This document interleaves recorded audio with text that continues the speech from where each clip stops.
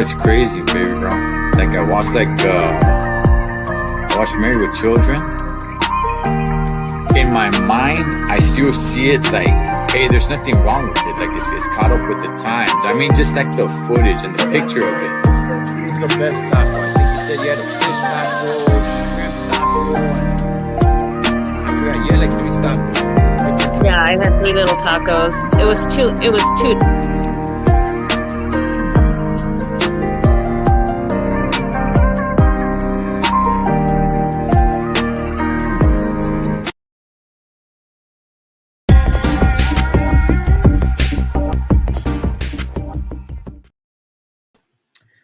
What's up, familia? Welcome inside the pad. Hope you guys are doing good. Keeping between the lines. Got your load secure. We're doing the best not to fly away like a kite, Holmes, over here in SoCal. But hey, what's going on to everybody? What's up with Artie Familia? Derek, Johnny Lowe, what's going on? Vic Med, what's up, big dog? How you doing, Sour Patch Kid? Saludos to everybody, man. So, you know what? I got a special guest coming on here with me. We're going to talk about a little bit about his life, man, but also about what's going on in the ports and what's it like trucking in the ports. We all know the big fiasco that happened a while back with all the boats, all the backup and everything. This is a guy that can give us some good insight, man. You guys can go check him out on YouTube. The name of his handle is right there, right at the bottom. Scrolling down, Trucking with G. Let's bring in my man, Gilbert. What's up, Gilbert? What's going on, man? How you doing, dog? Good, man. How you doing? You know what? Hey, we're surviving this hurricane, dog. We're surviving this hurricane. I thought it was gonna be way worse, and it's like a light rainy day today. It's crazy. Yeah, man. What's going on with everybody? What's up, Shadow? How you doing, big dog? Let me see. I see, Oh, yeah. Cool girl, man. Cool girl right there. By the way, she can sing. She can really sing. Ha ha. Vic Med's up in here, man. That's right. That's right. So, hey, before we get into the ports, because that's all you do, if I'm correct. Is that all you do, port trucking? It is all I do unless it's like a slow day. Then I'll go and try to find work somewhere else with like other brokers, dry van work. Okay. And just try to get whatever money I can from other loads. But if there's port work, I'd rather do port work. Okay, and we're definitely gonna get into that, man. I'll be watching your channel, and it's like all ports, man. So definitely want to get into that. But first, let's get into you just a little bit, man. Where you from? Where'd you grow up at? What was your upbringing? Mom, dad, siblings? That general stuff. I'm from the Inland Empire. Grew up in Upland. Moved around a lot as a kid. My mom was always jumping job to job, like at least once or twice a year. Didn't do good in school, high school, anyways. Like to party a lot. It was all about just partying and girls and whatever trouble I could get into. And then fast forward, I didn't graduate on time. My wife had to help me graduate. I got my adult school diploma. And just from high school until maybe like 21 years old, I was just running the mug, just living the life, living that street life, getting into trouble. And then my wife got pregnant with my daughter, and I was like, dang, now I gotta go out and get a real job. Before I was a security guard, and then I was like, all right, let me go do a warehouse job, get my forklift certificate, and just do some warehouse work. You know what I mean? And I ended up doing warehouse for about a good 12 years, and the last 8 years was at Coca-Cola right here in Rancho. And I worked there for about 8 years, and I got hurt a gang of times, pallet jack work, order picking, just the grind, just trying to do that standard. We had to be at 100%, which was like, I don't know, like build 40 pallets a day or something like that. But my last injury, I ended up hurting my knee like really bad. So I ended up going on disability, and I ended up having to just get out of the warehouse completely because it just wasn't for me no more. and I ended up going through the lawyer thing, and I was able to get a voucher to whatever like trade school I wanted to do, like if it was Mm, HVAC or plumbing or whatever, you know. mm, Well, I was like, I already know how to move trucks because at the warehouse, 1 year I was able to get the dock position where you load trucks and stuff. And at that time, the stipulation was if you want to load trucks, you have to be able to move the trucks. So we had to back in our own trucks and then get on the okay. forklift and then load them.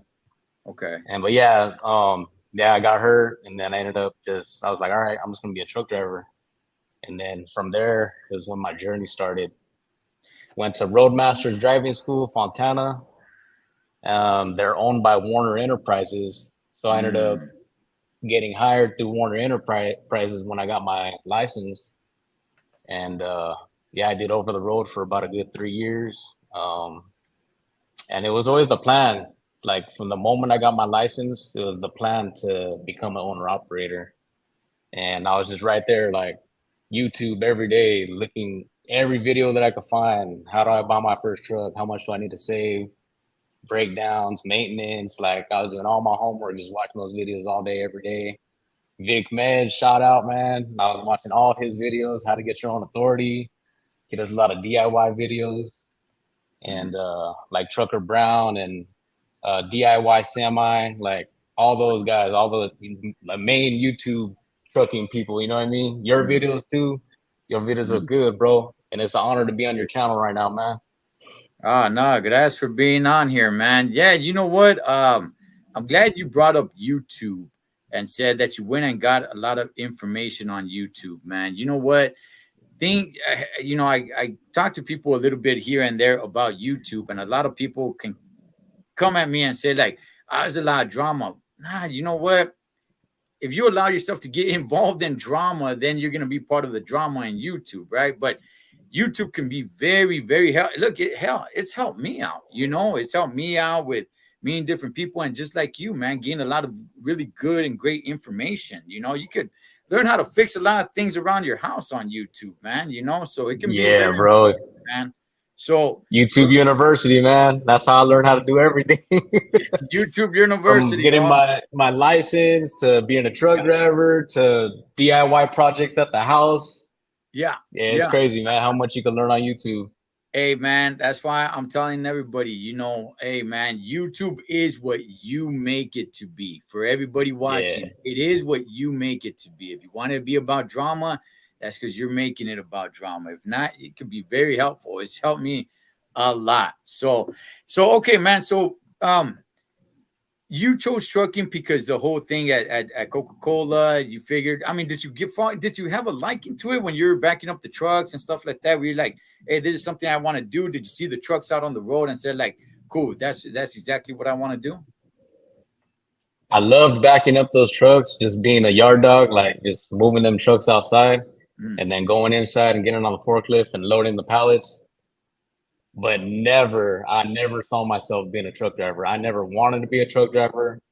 At that time, like when we would be in the car, me and my wife and my family, she always drove. I hated driving. Like it was just like it was not in my future. I never imagined myself to ever be a truck driver. It's okay. crazy. Okay. So, all right, man. So you did company driving for, is it 3 years? 3 years, yeah. 3 years. And like you're, First 2 years was with Warner Enterprises. okay. At that point, I had just enough, money to saved up to buy my first truck, but I had it in the back of my head like I might want to do tanker because maybe when I buy my truck, I might want to be, doing tanker. Mm, So I went and worked for a tanker company called Trimac for about a year, and it was crazy. It was definitely an adventure. All the stuff that you go through as a tanker driver, and I was just regional. I would be like California, Arizona, Nevada, mm, sometimes Utah.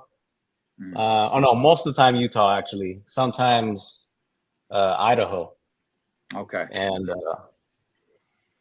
it was cool. I love driving over the road because just that open road. Yeah. But I hated tanker. I couldn't stand like all the stuff that went into doing tanker with what I had to do because I had to do I had a PTO. I had a built-in pump on my frame on my truck, Mm-hmm. and I used to pump. I used to deliver resin, which is like they mix it in with like concrete, and they'll make like concrete like. There was a company that they made concrete enclosures for like electrical work, probably or something like Okay. that. Okay. And then we had customers where they would mix the resin to make like bathtubs. And then there was a few other customers where they would need resin to just make whatever product that they're making. But Okay. I would have to hook up a hose from the trailer, the tanker trailer, Mm-hmm. to the pump, and then hook up another hose from the pump into the customer's tank.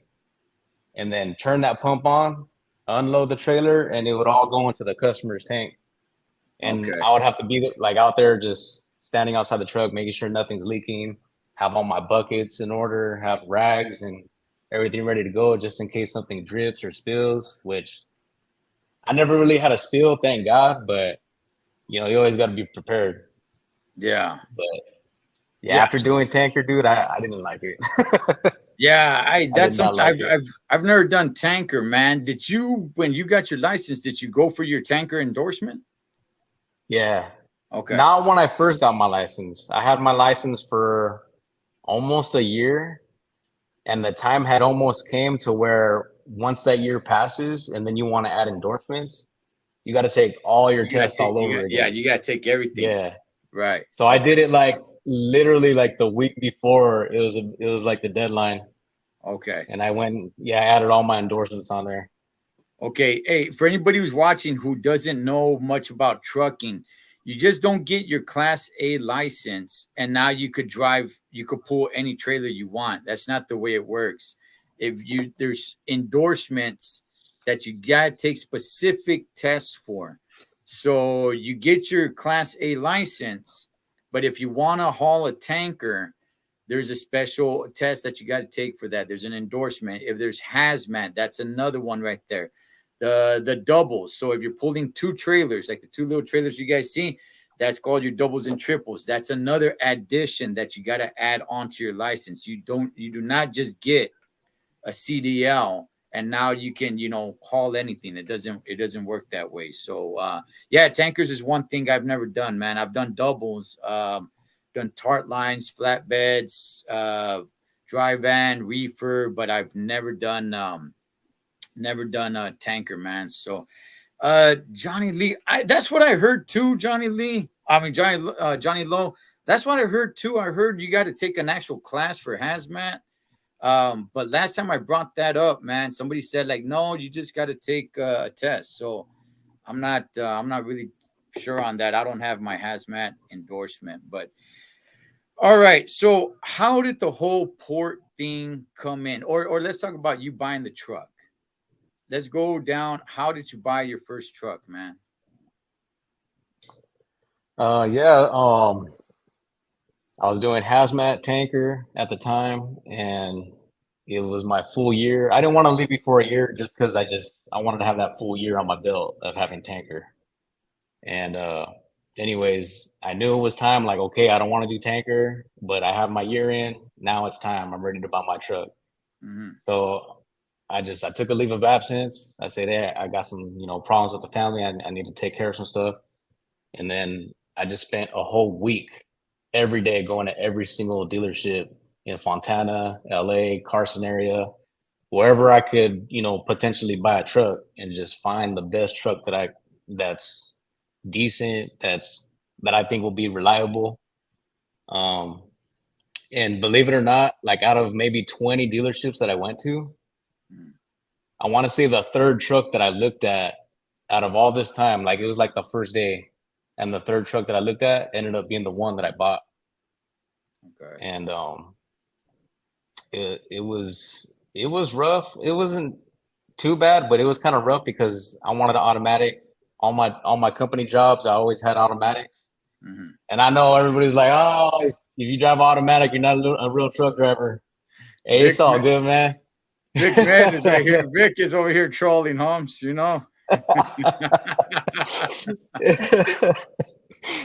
Oh man, but hey, I like it. You know, I think it's like it's overrated to say that automatics are not as strong as the stick shifts because it's got the same engine, just different type of transmission. So you got the same power, but the transmission is doing all the work for you. You know what I mean? And it is safer when it comes to like new drivers. They don't have to be thinking about what gear they're in and then worrying about like their surroundings if they're gonna crash into something. You know what I mean? But it's to each his own, bro. Look, I would say this, man.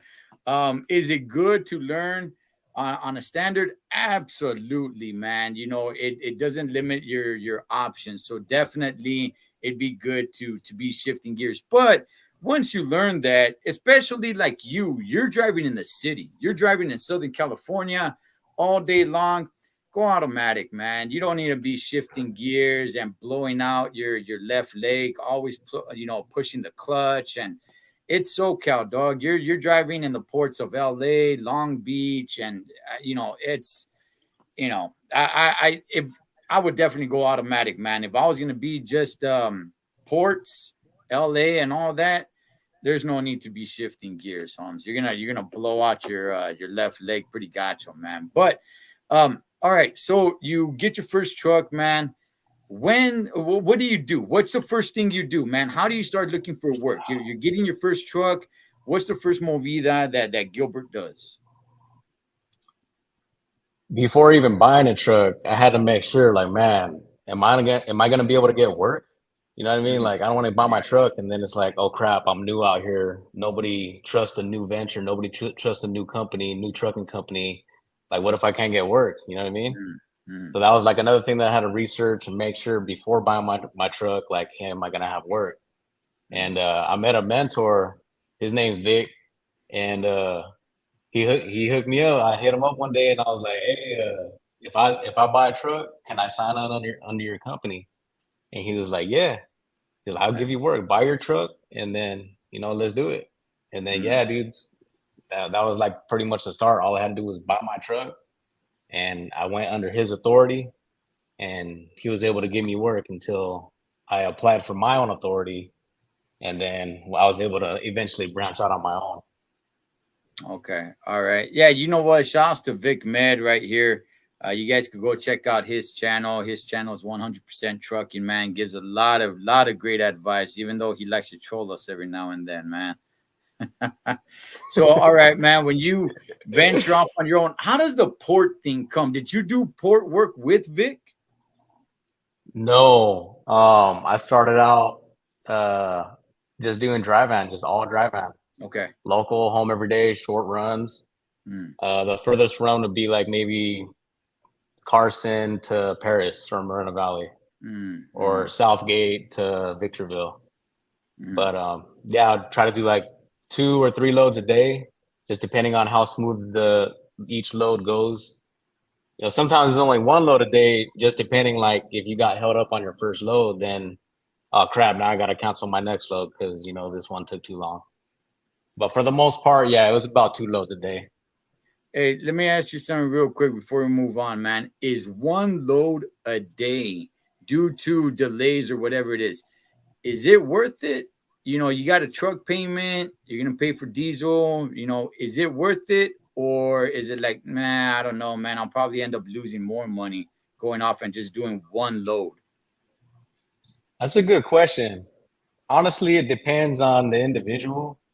There's people that I know that they just do 1 load a day and they're cool, Mhm. but their truck's paid off.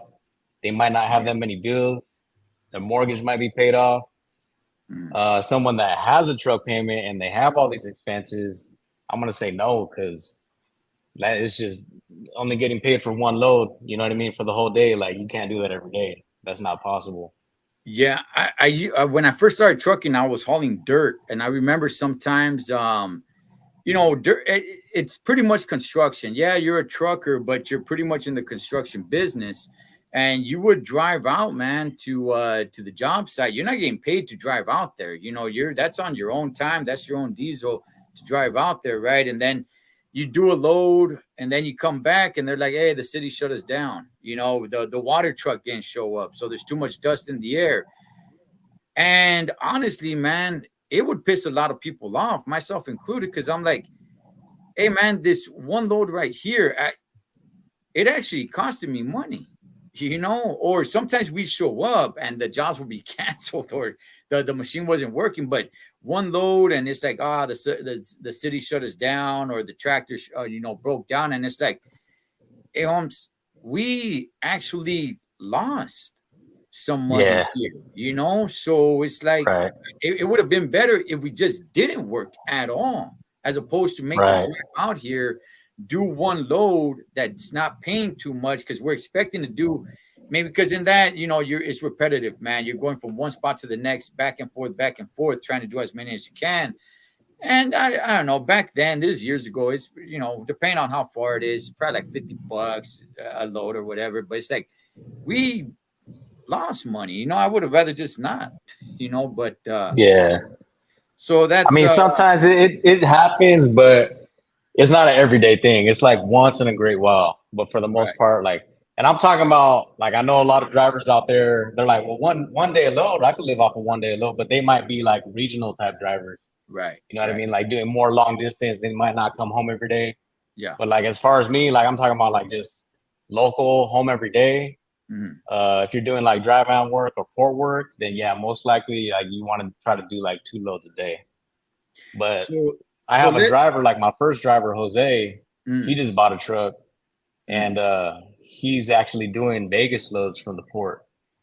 Or Wow. actually not from the port, but somebody pre-pulls it, they take it out of the port, park it at the yard in Linwood, and then he'll go pick up that load out of Linwood and then take it to Vegas and come back in one day. I see you in that yard all over Linwood, Holmes. I want to Yeah. get to that. So okay, you got your truck, man. How do you get into the ports, and how does it come to your mind to say, you know what, I want to buy another truck? You could get into the ports. You just hit up another port company.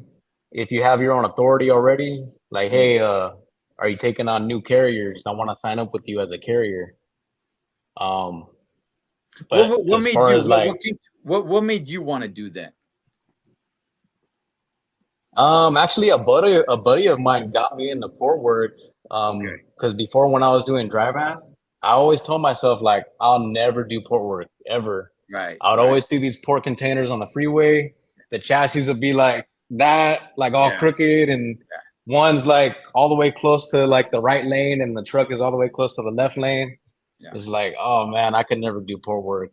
I, But I've my I've said buddy I said one that day, myself, man. I've said it myself. yeah, Yeah. and yeah, just one day, my buddy he told me he was doing ports, and he told me how much he was making off that port work.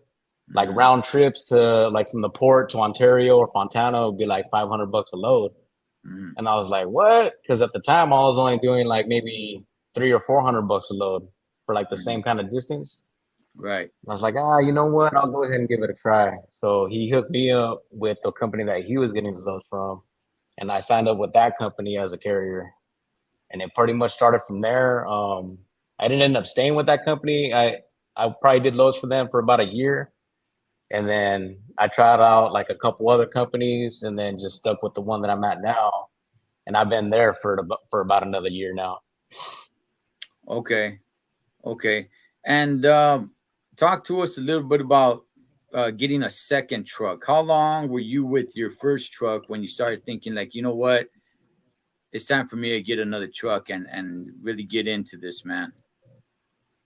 Yeah, I had my first truck for a good 2 years because I bought my first truck August 2020 Mm, during like the beginning of the whole COVID thing. mm, And it was like it was crazy because when I first bought my truck, I had people telling me like, "Don't do it, don't do it. It's not a good time." yeah. And it ended up being like record-breaking years, like from 2020 all the way to like the first half of 2022, which is crazy. Uh, So, anyways, fast forward to 2022, everything's still booming. Like I'm making good money. I got money saved up to buy another truck, and I'm like, you know what? Let's do this. I had a long conversation with my wife. And by the way, yes, she's the boss. We pretty much run stuff right here at the house. And when it Uh-huh. comes to all my business decisions, like I got to run everything through her. You know what I mean? We got to have like that solid foundation, and we got to do all our decisions together. Mm. But yeah, we made the decision together. Like, you know what, business is booming, and why not? Let's try it out. Let's see how it goes with the second truck. Okay. Let's talk about the ports at that time for a minute or two, man, because it was very interesting. There was a lot of news coming down with the whole COVID and everything, whether you were into trucking or not. Everybody knew the news that was going on at the ports. You see the ships backed up out into the Pacific Ocean. They can't get in, they can't find their ports. You hear everybody's throwing out different things out there. Oh, there's not enough drivers, there's not enough chassis. It's the union workers. Everybody and their mom, man, has some sort of opinion. You were in the ports at that time, Holmes. Give us a little bit of what you thought was going on or what you saw was going on during that time. Yeah, that was a crazy time, bro, because everybody was just pointing the fingers at each other. It was the port people pointing the fingers at the drivers, and then drivers pointing at the port people. And then, honestly, bottom line is all of that congestion was just because everybody got those COVID checks. Everybody was like, hell yeah, I got free money now. Let's go buy this, let's go buy that. It just went into a whole shopping spree for the whole country, which had never happened before, like in the Mhm. history of our country. So everything got ordered all at once from all these warehouses, stores, every store you could think of, every company in the whole country was just ordering everything all at once because of all this money coming in from the Mhm. COVID checks, the stimulus checks. And it just it was the same thing. Like all the ships just showed up to the West Coast ports like all at once, and it was just nothing like that had ever happened before. You know what I mean? It was just unprecedented. Like the stuff that was going on, like with everybody just buying everything all at the same time, and that was the main reason why everything was congested. All the ships were stuck out in the ocean. Warehouses, stores, their shelves were empty because they couldn't get stuff off of the ships because they were stuck in the ocean. And it's like Black Friday, bro. Like everybody tries to go for the same thing for like the PS5. There's only two or three right there. You know what I mean? Mhm. And you got a long ass, you know, group of 1,000 people trying to get that one thing. And it was like the same thing with the ports. Like all these containers, all these ships. There's only so many that the ports could handle in one day. You know what I mean? It was just impossible to get the ones that were stuck in the ocean. All right, I'm gonna tell you a little something that I heard. You let me know if it rings true from what you saw or not, man. I heard that they were taking a lot of these containers and not really organizing them. So when truckers were going to pick up a container, they actually had to dig for the containers. It wasn't all, it wasn't laid out nice and neatly. So, like for instance, you would go pick up a container. It's like, oh damn, you know what? It's underneath. It's buried. So now you got to Yes. sit and wait for us to undig that container because I think people have this this thought of like, hey, you just show up there and they just put a container and say, hey, go to that store. But no, you're there to pick up a specific container, que no? Yeah. Yeah. Every time you go, you're there to pick up a specific container. And I know what you're talking about. But that wasn't just during COVID and during all that time when it was hard to get the ships out of the port. I mean the containers out of the port. Uh-huh. That even happens like even now, just on the normal. They stack the containers that come fresh off the ship Mhm. onto old containers that had been there like the day prior or the week prior. You know what I mean? Okay. And that's just the way they do it. I don't know why. I don't know how. Like I don't know what the mindset is between. I don't know if it's like the management and the port workers or how they organize that. But us port drivers, from what I know, is all the new stuff gets stacked on top of the old stuff, and then they always have to just dig out the old stuff just to get to your container.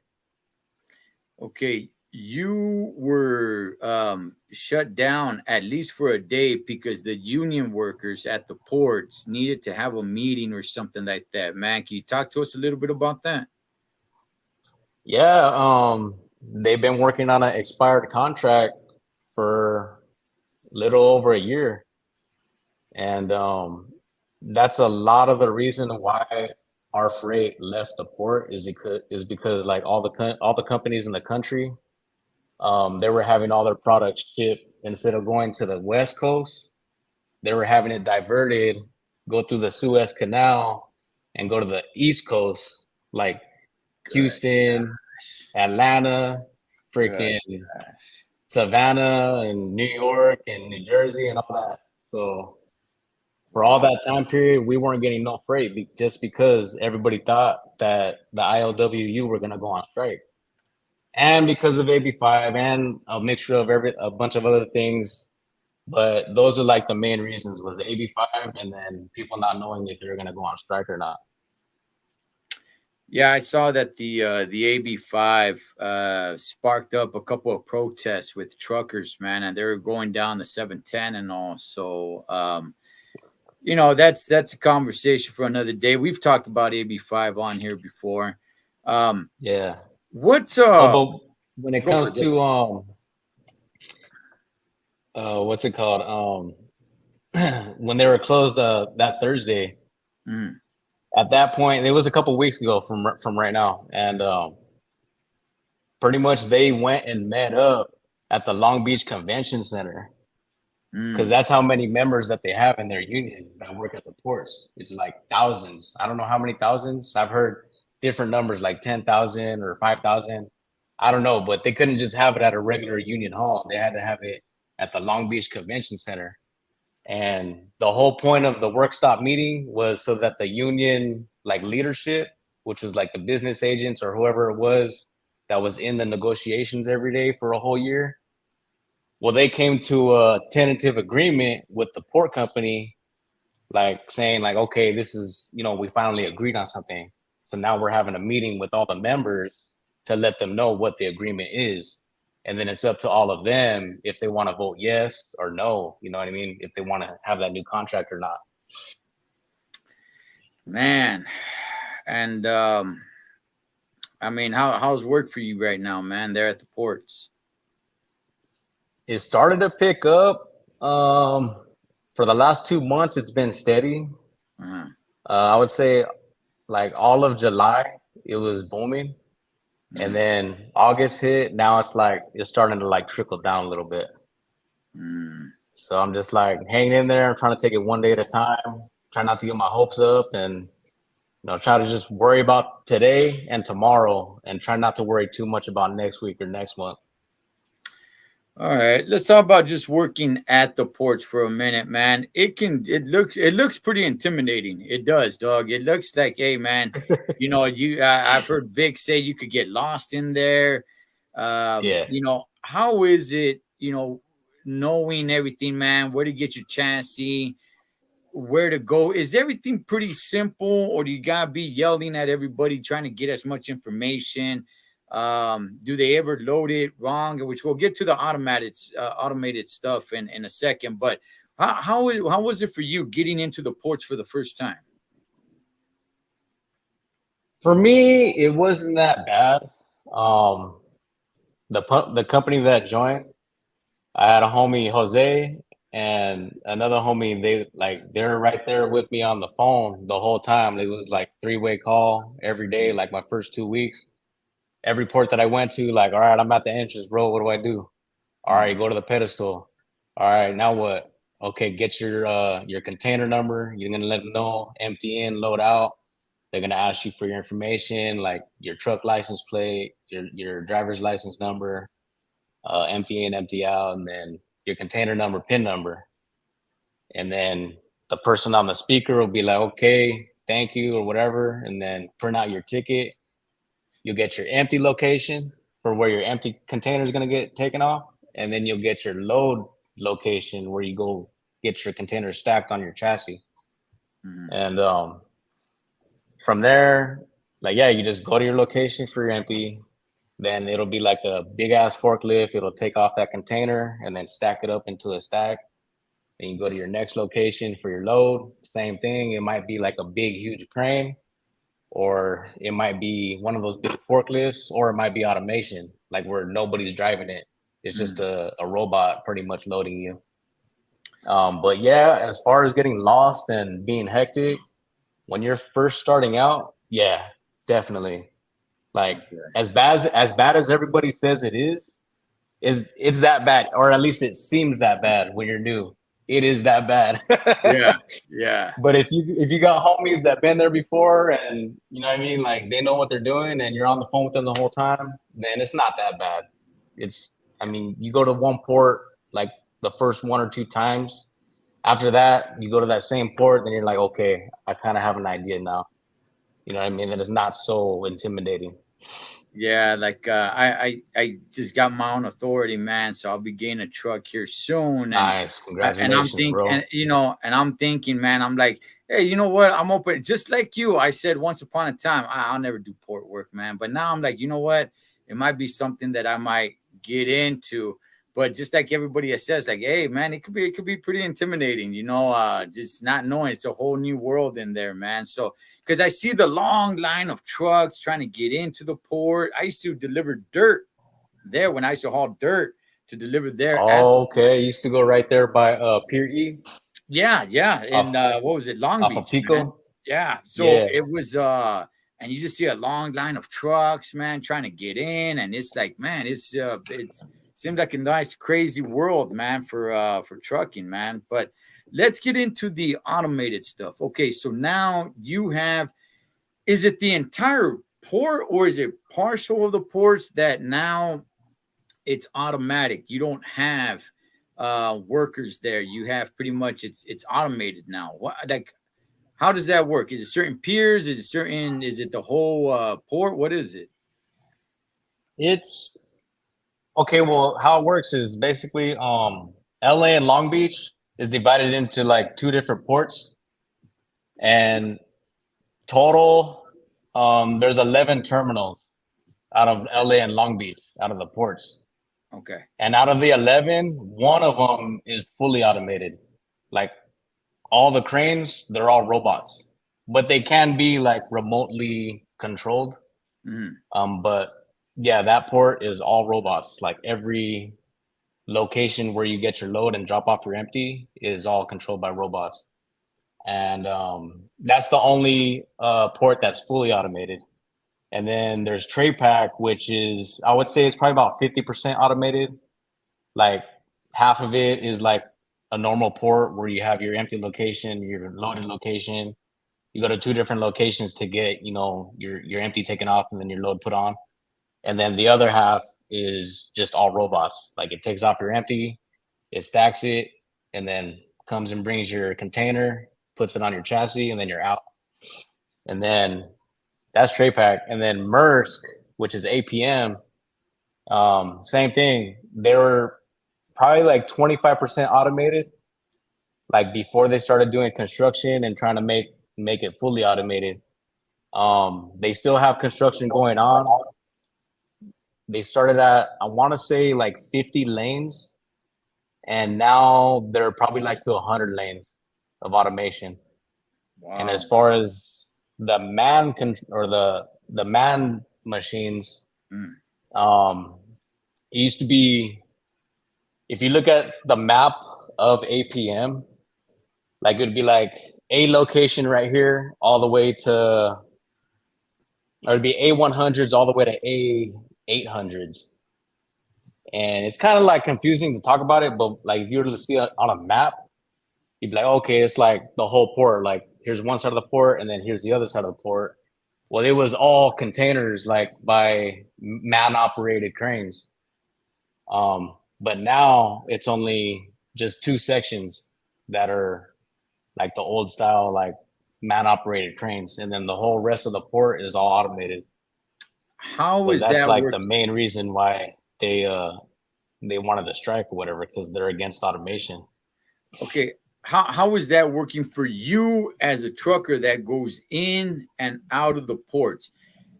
what's better in your mind, or what's working better for you, man? Is it the automation? How's that working out, or is it the man-powered machines?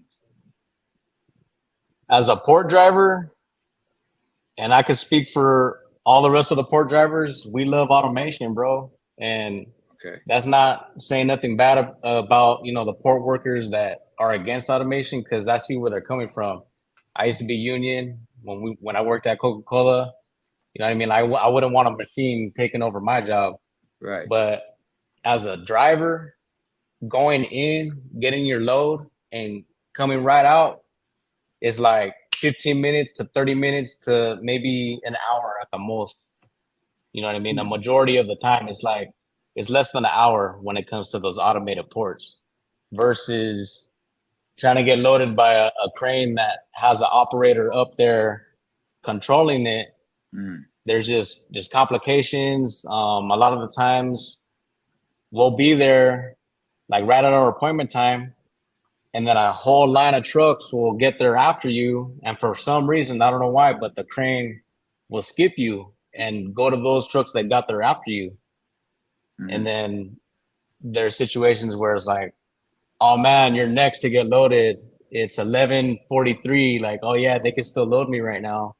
But then they'll be like, I'm gonna go to lunch. You know what I mean? I'm gonna go to lunch. And we're just right there like, oh, you know what I mean? Like, oh man, So I thought I was gonna get my load right now. So if that happens, you can't do anything. You just got to sit there and wait till they come back from lunch. Mm-hmm. Oh Yeah. man, is the porch And their lunchtime is 11:45. Well, no, their lunchtime is 12 to 1, but they leave 15 minutes early, 11:45, and then come back 15 minutes late, 1:15. So it's like an hour and a half that we're just sitting waiting. There's nothing you can do. Man, okay, Johnny Lowe is saying animation never has an attitude or leaves early for lunch break. Extremely more efficient. Man, Vic is showing what he thinks about the union sports, man. I know how Vic rolls with I that. don't blame him, bro. It is okay. Is the porch one of those places where you could get off your truck and go talk to somebody and say, like, hey man, you know what's going on? Or is it one of those places like, no, you need to remain in your truck and everything have to be done through phone and speaker? Yeah, that's how it is. Like, you're not allowed to get out of your truck. I mean, people still do it. It just Right. depends on the port. It depends on the security guards that drive around in the pickup trucks. But yeah, for the most part, you're not allowed to get out of your truck. So it's like, you know, what do you do? There's nothing you can do but just be on your phone, watching YouTube videos or watch a movie. Or some people take a nap. I'll take a nap all the time. You know what I mean? But it just sucks. You know what I mean? My bad. Let me get this little guard dog out of here. Go for it, My man. bad, bro. Let's see what everybody's saying right here. Let's see. I led the IBW before I started trucking. Union reps screwed us. I will never trust unions again. Wow. Giant low. How about the WBCT and their 2.5-hour lunch? Damn. What's up, Mr. Garcia? West Carson TV. Saludos. Let me see. Negative. The fine ban you for being out of your truck, says Johnny Lowe. Wow. Yeah, I kind of thought that. I never really see, again, I never really worked at the porch except when I was hauling dirt there, and I never really saw anybody get out of their truck. So yeah, Johnny Lowe is saying that they will ban you for being out of your truck. So it's yeah, wow, man, that's something else, man.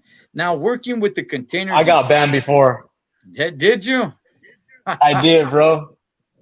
I had got to 8 p.m. and they had just went on shift change. When they go on shift change, they're gone for an hour and you're just sitting there. So I'm like, okay, you know what? I'm just going to get out my truck real quick, go make sure, visually see if my container's right there, the load that I'm picking up. Yeah. And the security guard rolls up on me. Everybody drives in a little like pickup truck, like the old school, like S10s. Okay. or like a Ford Ranger or something like that. And he rose up on me. He's like, "Hey, you're not supposed to be out of your truck." And I'm like, "Yeah, I know, man. I just wanted to make sure I was in the right location."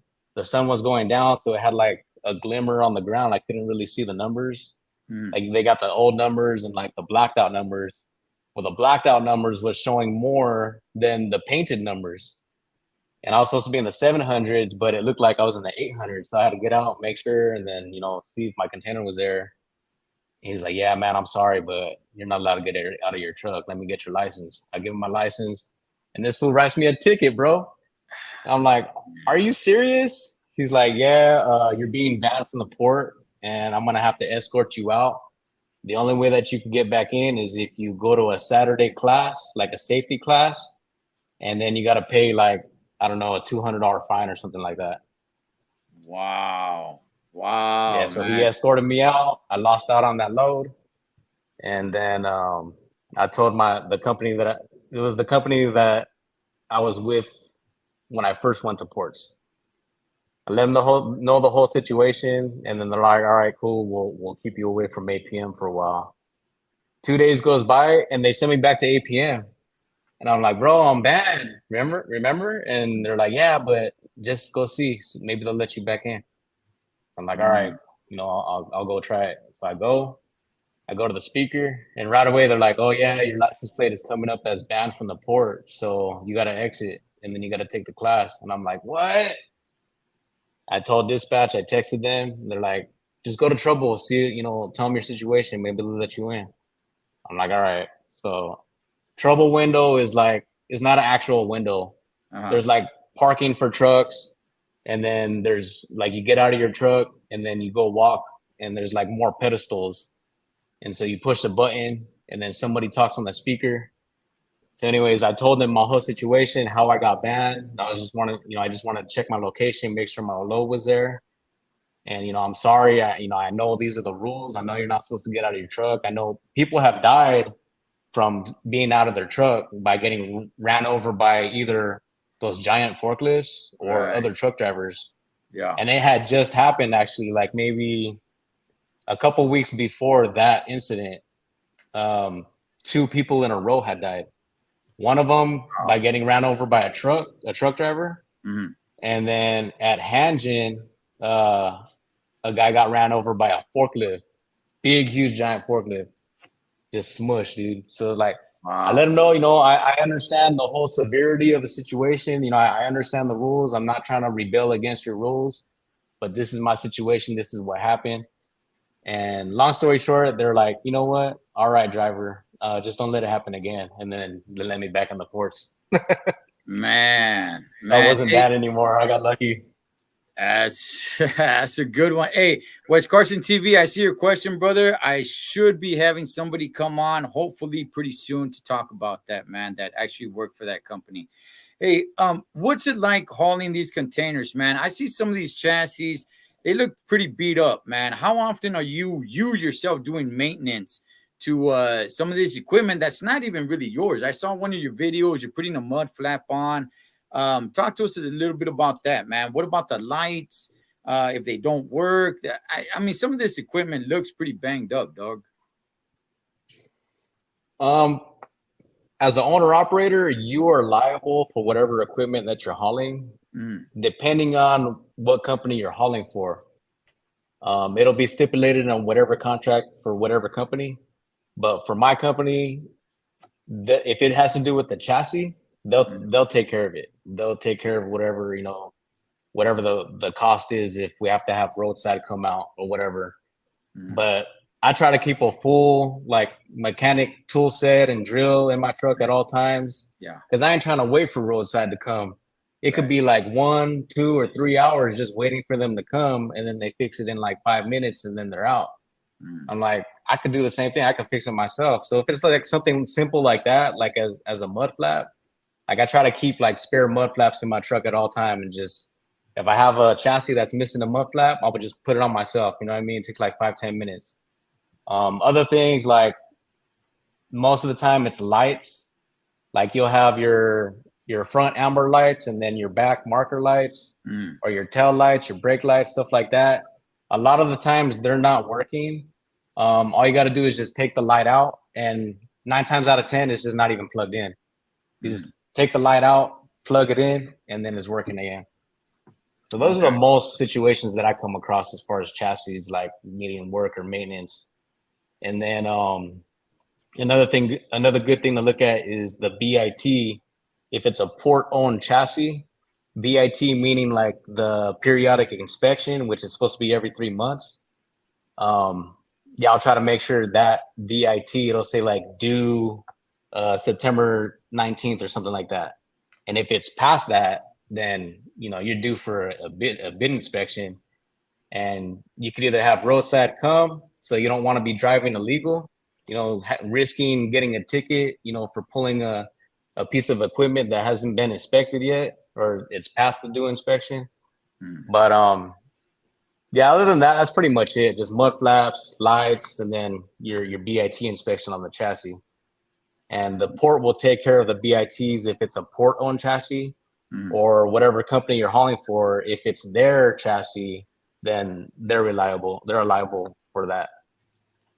Okay, these automatic, the automated ones, man. I see how they get loaded onto the chassis, at least through video. Have you ever been loaded wrong? I'm not talking about with the wrong container, or even with that, but I mean, it has to be lined up pretty evenly, doesn't it? Yeah. And sometimes they do load you wrong. Sometimes they'll load you with the doors facing to the front, like towards your truck. Damn. And then it's like, oh man, what the heck, bro? You know what I mean? Yeah. Most of the time, there'll be a spotter on the ground, and then the crane operator up in the crane, and the spotter is the one, like, he'll be like, hey man, you need to turn around and come back in the other way because your container is facing the wrong way and stuff like that. But as far as being placed on the chassis, making sure it's like not crooked, or it's like, placed perfectly on the pins so that you're able to, do the push pins and do the twist pins so everything's locked on all corners. It has to be stacked. It has to be stacked like perfectly on the chassis. And the spotter on the ground, like, he'll pretty much be guiding the truck driver, like, come back a little bit or go forward a little bit. And then he'll let the crane operator up top like, okay, you're good. Give him a thumbs up. Like, go ahead, drop it down. And then once it's dropped all the way down, then they give a hand signal like this, meaning like, all right, cut it loose, is good. Okay. What about an automated one? Automated, it's a trip, bro. It's just all sensors, and it stacks it perfectly. There's a handful of times where it'll be struggling and it'll be like hesitating or freezing up, and it just takes forever for it to put the container down. And sometimes it'll be like way off, bro. It'll be like halfway off and not even close to being stacked correctly on the chassis. But it'll like tip to the left, so we're like, oh crap, it's gonna fall. Yeah. But then like it'll catch it before that even happens. But looking at it, you're just like, oh man, that thing looks like it's gonna fall, And then it'll just like reset itself, and then it has like all these sensors around it, cameras, or I don't know how they work, to be honest, but I'm assuming they got cameras and sensors, and then it just readjusts, and then it sets it correctly on there. Wow. Okay. Yeah, it's a trip. All right. And do they have a good yard in Linwood? I see you on your videos, man, hitting Linwood a lot under the 105 freeway, I believe. Yeah, the port company that I'm with, that's their yard, and it's nice, dude, because you'll either pre-pull a load out of the port, drop it at Linwood, and then maybe because it's not ready to be delivered yet, the warehouse is not ready for it yet, so it'll stay right there at Linwood for a day or two, and then another driver will pick it up and then deliver it when the warehouse is ready for it. But it's pretty much a storage yard. I don't know if they own it, but I think they rent it or something. But anyways, it's the company's yard, and they have a good amount of space in there. They probably fit maybe like 200 containers and chassis right there. And then they got a yard dog where you drop your load or you're empty. The yard dog will take it, park it, and then he'll come and bring you whatever container that you're picking up, so you don't have to do it yourself. What's the average size of a container, man? I rarely ever see 53 footers. What's the average size of a container? The most common size is a 40 foot. Okay. And Okay. then there's 20-foot containers and also 45-foot containers, Okay. which 20 and 45s are pretty rare. Most of the Mm. time, it's always 40s. Okay. Okay. I have seen 53 footers, but they're rare, man. It's rare that I see a 53-foot container. So you The can 53s are for rail. Rail does rail all work. 53 footers. Okay. Yeah, Okay. That makes sense. Got you, man. yeah. Okay, so there is port work that you can go out of state, or is it all going to be in state and then somebody comes and picks that up and takes it out of state? Yeah, there's port work that goes out of state too. For Okay. the most part, I think it would just be like the surrounding states around California, Uh-huh. but I'm pretty sure that they go out further too, but I haven't came across anybody that does that. Okay. All It's right, mostly man. just Nevada, Arizona, maybe Oregon, Utah, stuff like that. Okay. Okay, cool, man. And before we wrap it up, like what's the plans, man, for Gilbert, man? Like is buying another truck? You got two, you got yours, you got the your other one you got a driver in. What's the end game for Gilbert, Holmes? It's always changing in my head, bro. Like Okay. at first it was like, oh, maybe I'll, little by little get one truck at a time, one truck at a time until I have like 10 trucks, 20 trucks, 100 trucks, who knows, you know what I mean? But ever since this whole freight recession and like everything taking a dip, like it's been record breaking as far as like the worst year ever in trucking history. You know what I Yeah. mean? So it's like that pretty much put the brakes on that whole idea. Mhm. Now it's just like worrying about today, what loads can I get for tomorrow, and just take it one day at a time, you know? Mhm. But my end game, bro, is eventually like I want to use the trucking business as a stepping stone to other, business ventures like real estate and rental properties and doing flips and just any other investment that makes sense. You know what I mean? Yeah. Yeah, real estate would be really, really good, man. That's hopefully it all works out, big dog. I'm right there with you, man, trying to make it happen in this in the trucking world. So good luck to you, dog. But before we let you go, man, all these questions, everything like that. Yeah, it's kind of like window coding, man, to get to know who real Gilbert is. So now I'm gonna ask some rapid fire questions, Holmes, and we're gonna really find out who is Gilbert, man. You ready? All right. All right. What's your favorite meat in a taco? Al pastor all day, Oh, wow. Okay, man. You love all that day. grease, man. You love that grease, huh? Oh yeah, yeah. Okay. All right. All right. I try to stay away from it though. It's been about like probably 6 months since I had the last one. But Okay. yeah, I All can't right. get enough of them. Cake or pie? Cake or pie? I would say pie. Pie. Great Yeah, choice, man. unless it's cheesecake. You know what? I'm right there with you, dog. I'm right there with you, man. That's exactly the Yeah, way I roll, man. Uh, yeah. Pancakes, waffles, or French toast? I would say pancakes for me, but if you ask my wife, she would say French toast for sure. Right, Okay. babe? All right. Swimming pool or jacuzzi?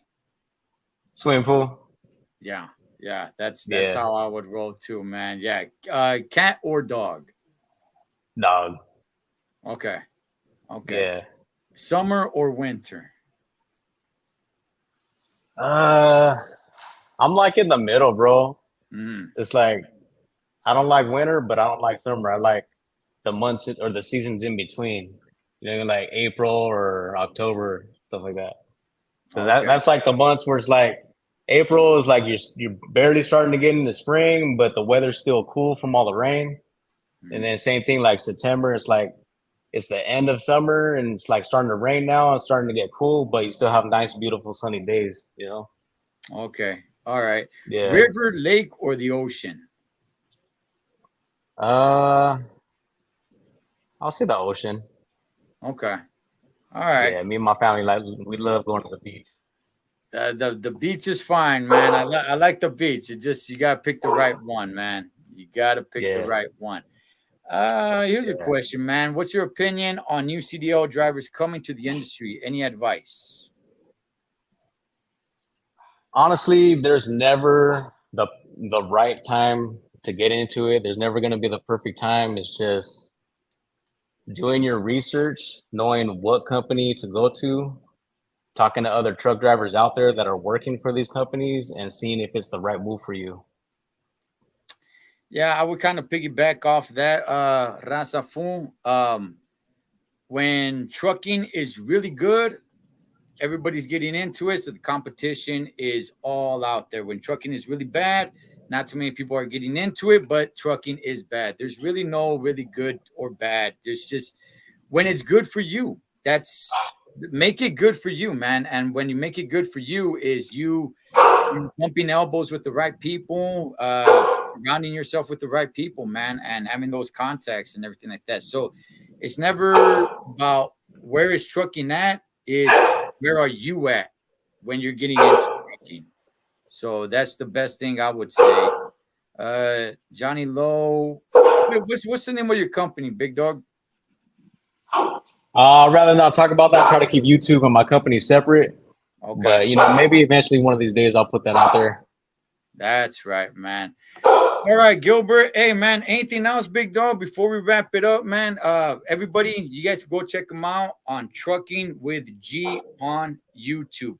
But any last words, any shout outs, anything that you want to say, man, the floor is yours, big dog. Yeah, I just want to say, stay tuned. I'm gonna keep it coming. I'm gonna keep these videos coming. DIYs. I need to talk about the recession and how it's been. I got 2 vlogs that I'm working on right now. Vlog 8 and vlog number 9. I got a couple of like DIY videos that I'm working on. I got another video where I took my truck to get maintenance worked on at my mechanic in Fontana. Shout out RMZ Fleet Services. Um, and yeah, I'm gonna keep it grinding, keep it pushing, and try my best to not give up. And as far as shout outs, bro, I just want to show my appreciation to you, Thecholotrucker, bro. I'm new in this game, and I never thought that I would be able to get a collaboration video this soon in my YouTube journey. So, it's big thank you to you, bro. Like, I appreciate you, man. Nah, man, I appreciate you taking the time to come on here. You guys go check him out. If you guys are interested in trucking in the ports, man, he's doing the damn thing. His editing is really, really good. It's not some little cheap videos that you guys are gonna see, and he really takes you in there and takes you behind the scenes in the port life in trucking. So you guys go check out my man Gilbert on Trucking with G. As always, familia, live your life like you're on the road, be aware of your surroundings, and always keep a safe distance. Blood makes you related, but loyalty makes you family. Till next time, this is Ed the Thecholotrucker from my man Gilbert Trucking with G. Over and out.